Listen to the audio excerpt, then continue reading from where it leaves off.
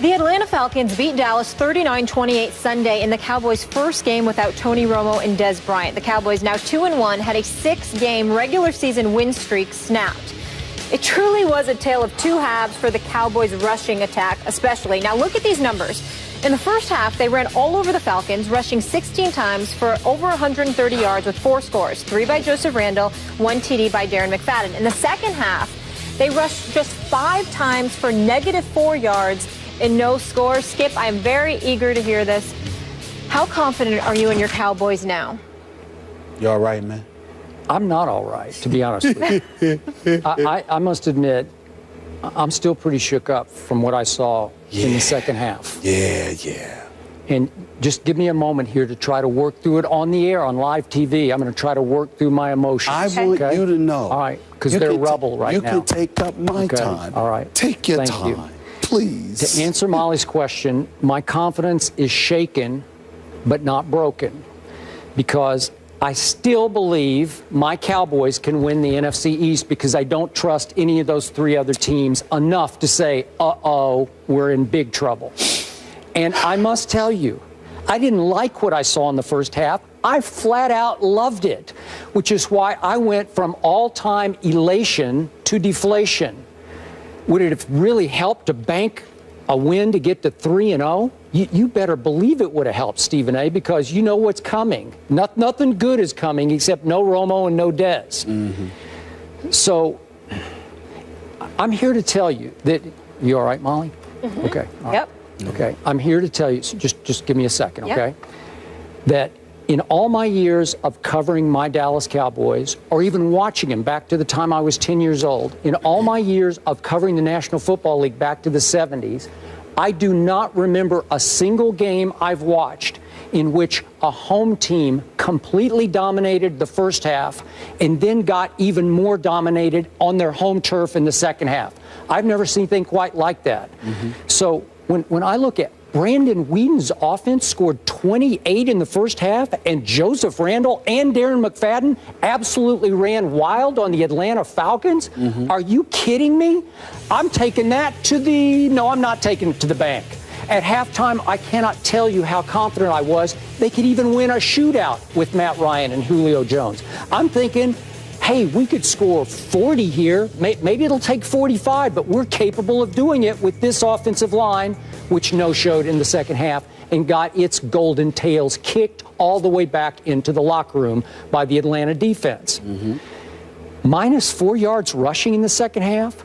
Again, you can't have it both ways because they did pretty much abandon the run, but after a while they didn't have any choice. So you can't condemn Brandon Whedon for not throwing the ball downfield because all any of us really wanted was for them to run the football in the second half and eat the clock. Mm-hmm. And I look at Brandon Whedon. Tell me this, if I told you on Friday that Brandon Whedon would go 22 of 26 for 232 with only 1 interception, I know it was a killer, but it was only 1, wouldn't you say, wow, that's pretty good. You got a shot. If I told you we would run the ball for 127 yards, wouldn't you say, hey, I don't know, that combination, that's pretty good.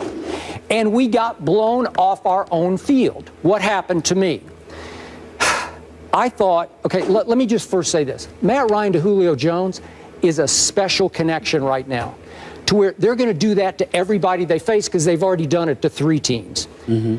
Remember Matt Stafford to Megatron the last 5 or 6 years?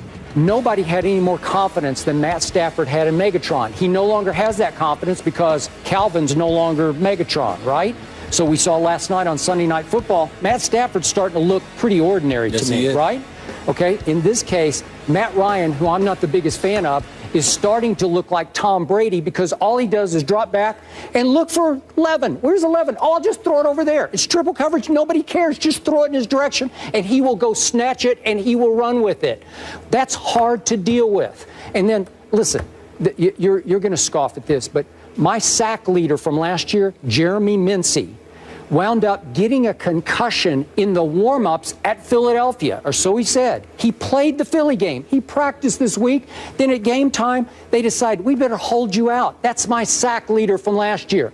Now, the Cowboys are down to their fourth right defensive end. Well, they got Matt Ryan one time. No defensive lineman got to him. Sean Lee got to him once. And speaking of Sean Lee, for a crucial stretch of the second half, Sean Lee got his lip busted and had to go get stitches, and he was gone for several crucial series in the second half. He's all I got left on defense, okay?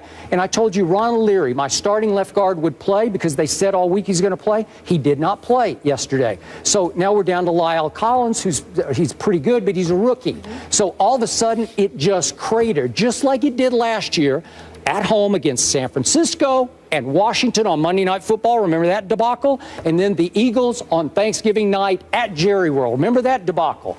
This team can be terrible at home, but I thought off the first half that I liked what I saw. So I'm not going to give up. I'm going to still say my glass is barely half full, but the second half, listen, I was just reeling from it because my jaw stayed on the floor the whole second half. Go ahead. I want you to have more time. Because I need an answer to a particular question that I have not got from you, to be quite honest with you. And that beautiful soliloquy that you just put out there. Sean Lee's gone. Leary's gone. Mincy, he can't play the game. Yeah. Well, then why would you be upset? Because obviously they'll be back. What are you worried about? Because they were that close to banking a third win that they're going to need before this is over. Skip Bayless, usually you're fond of saying this. You know, Stephen A., sometimes I think I know you better than you know yourself. I do. Well, that works two ways. I you know, disagree. because we go back so long.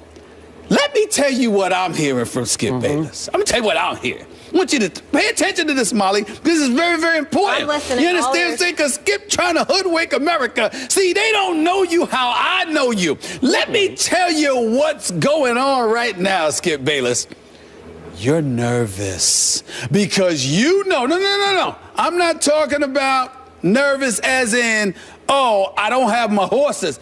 I'm saying nervous that that's even how you feel when they get back. Because whether Romo is there or Des Bryant is there, what alarms you is that you saw somebody that could potentially be a playoff team that's indicative of the kind of competition that you're going to go up against when it really, really counts. And you know that there were holes that were exposed in your secondary, and you don't like it one bit. And as a result, here's why Skip Bayless is feeling the way that he's feeling today. Forget this one loss. We understand that. Brandon Weeden, he played a relatively good game. He was spectacular in the first half as far as I'm concerned. Stupid interception that he threw when they were up 21-7. Changed the complete complexion of the game. Atlanta went right back. They were up 21-7. Atlanta went right back down and scored. Devontae Freeman obviously went ballistic. We all know the story. But the point that I'm trying to make to you is this. You recognize there's some holes in your secondary. You recognize, more importantly than anything else, like you started out saying, NFC East, fine.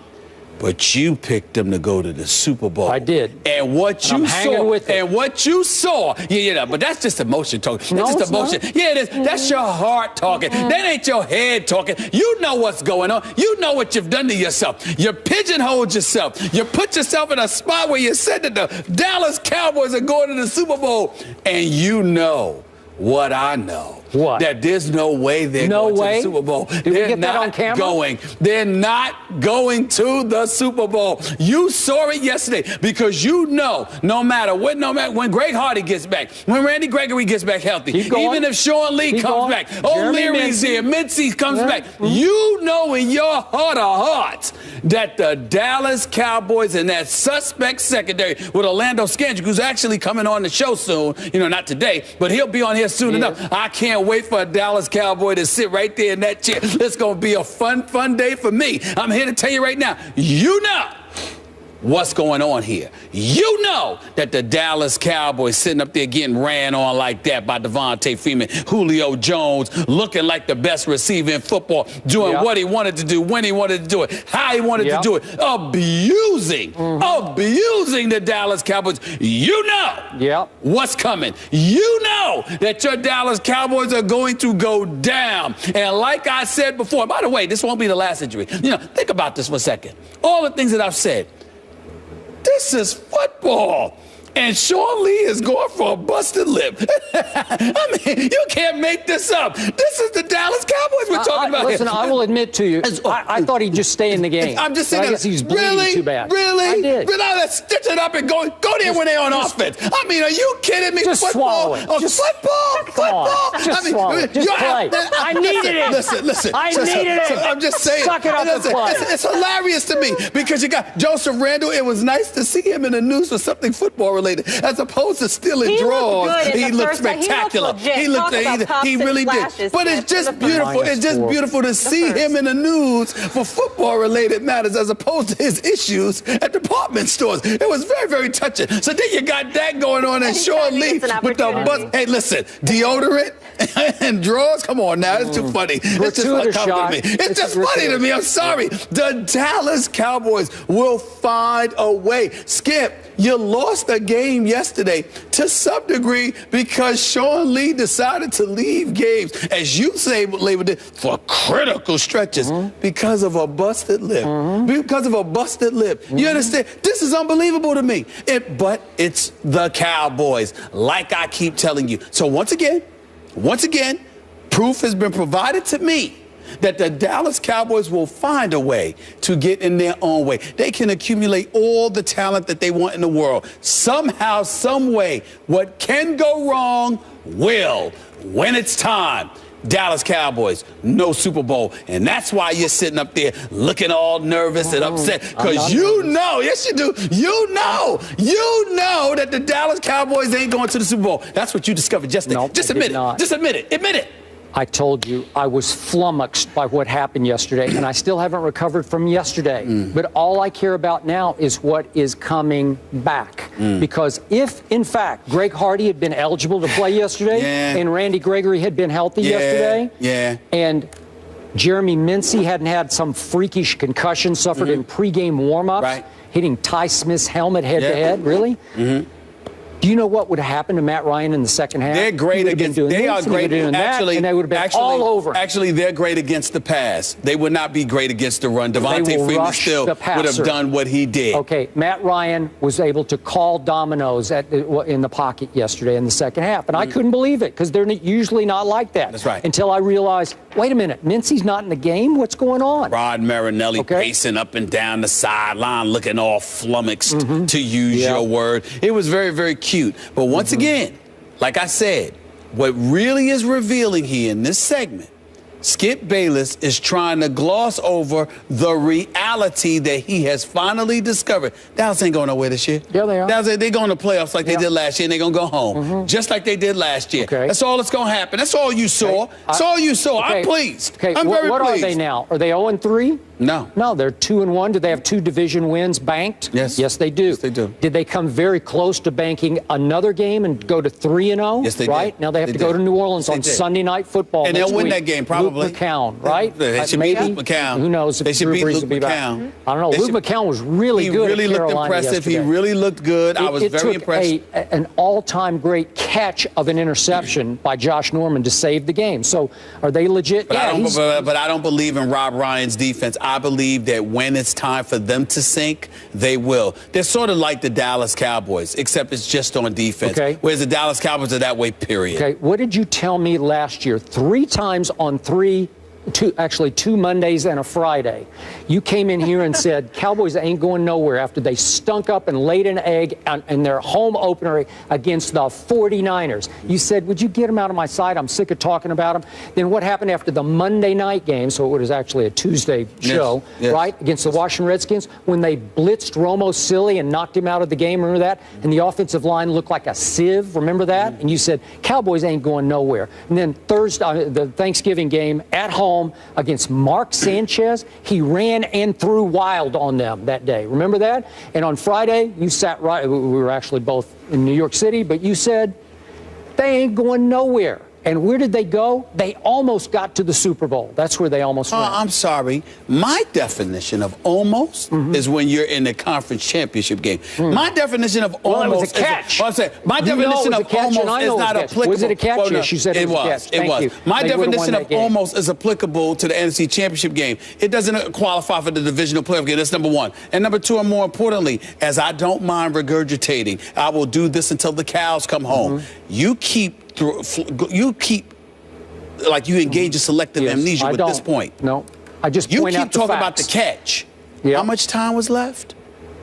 It was just about done. No. How much time? I don't know. It was a couple of minutes. Yeah, but he was a couple of hurt. minutes. Tell me. He was hurt. I believe. Yeah, and he was still doing that. That's right. He remembers everything, but you don't remember that. It's just funny. It's just funny. You forget that, but that's okay. My point to you is this. Monday show I am of the 6 years belief. ago. I never once said that I did not think it was a catch. What I said was, I didn't care. It didn't matter because that would have given Aaron Rodgers the ball with enough time to do damage, and he would have. That is what I said. On one leg, by the way. By the way, I'm glad you reminded me of that. He beat hurt. The Cowboys on one leg. He was hurt. On one leg. Yeah, because the refs took the game away. On one leg. It was the crime of the century. Walking like my boy Cardell, sitting up in there throwing touchdown passes. Yep. That's what happened. They had already won at Seattle in the regular season. They would have gone right back, and they would have won again and been in the Super Bowl. And this year, they will right the wrongs as they start getting healthy and start getting their reinforcements in. Watch what starts to happen. I'm just telling you, keep in mind, the regular season and all this stuff, I've already conceded that the Dallas Cowboys are going to the playoffs. I said that before, even when we made our preseason predictions.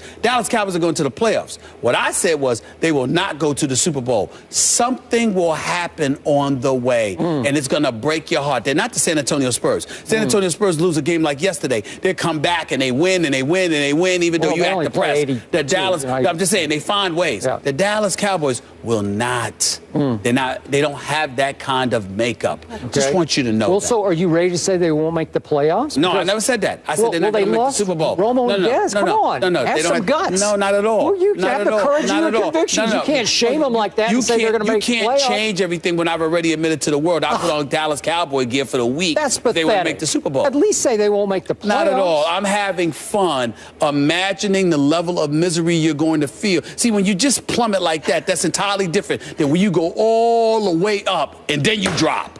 I want them to do that. Like a roller coaster? It's coming. Okay, it's coming. Are you nervous they're not going to even make the playoffs? Not at all. Not at all? Not at all. Well, all that was for naught then. Well, look at that. You know what? That makes me feel even better. Listen, in the NFC North, there's only Green Bay as far as I'm concerned, regardless of how Minnesota looked yesterday. In the NFC South, okay, you've got Atlanta and you've got Carolina, so you got to pay attention to both of those teams. I'll give you that. But then in the NFC West is Seattle, Arizona. So it's a very, very good chance that no matter what, whether this is a division winner or a wild card, the Dallas Cowboys are going to make the playoffs. Last point. I understand. I have told you my Cowboys, for reasons unbeknownst to me, are often pathetic at home.